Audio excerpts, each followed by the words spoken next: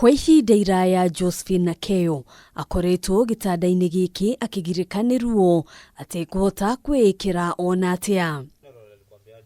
Kuringana na muthuriwe, Josphine akiuma muciĩ guthii gucaria urigitani amwirire ari na thina wa githuri, akiuga we ndari undu oe ukonie gukorwo githumburwo ni nda iria ohete. Yani alipimaje akajua huyu akona problem ya mimba? Na kwa nini wametoa bila kuniconsult? Bila kuniambia hii mimba iko na problem ABCD tumepata. Tutoe ama tuwache? Kwa sababu mimba imetolewa, mimi kujua kwangu kidogo najua mimba inatolewa kama mtu ana mimba hiyo yataka kumuua. Nikamwona ameshikiliwa huku na huku analetwa hapa ndani.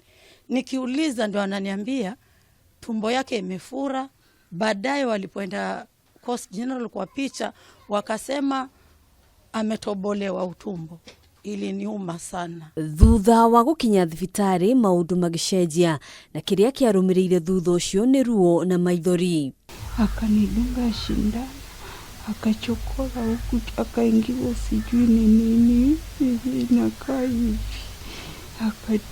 Nikasikia matumbo, nikasema unaneoa wewe. Akatoa nikaruka kitandani. Kaniambia nilale kitandani kidogo nipumzike, nikipata nguvu niende nyumbani. Thibitari uyu wa Wema ni wikirirwo nganja thutha wa mateta maya gukorwo makiyumiria mahinda kwa mahinda. Na nikamwambia kitu ya kwanza, daktari angalia mguu, nimekufa kwa mguu. Akasema ingia hapo mama, akanidunga sindano ya uchungu. Hawa watoto wakatoka, mmoja ametoka amekufa, amechomeka. Lakini ni kitu tu kidogo, iko kwa na masiku kama nini, ilifika miezi 5.5 wao. Ndio huyu pia akatoka kadogo tu hivi, akanipeleka pale Makadara, nikakaa miezi 4.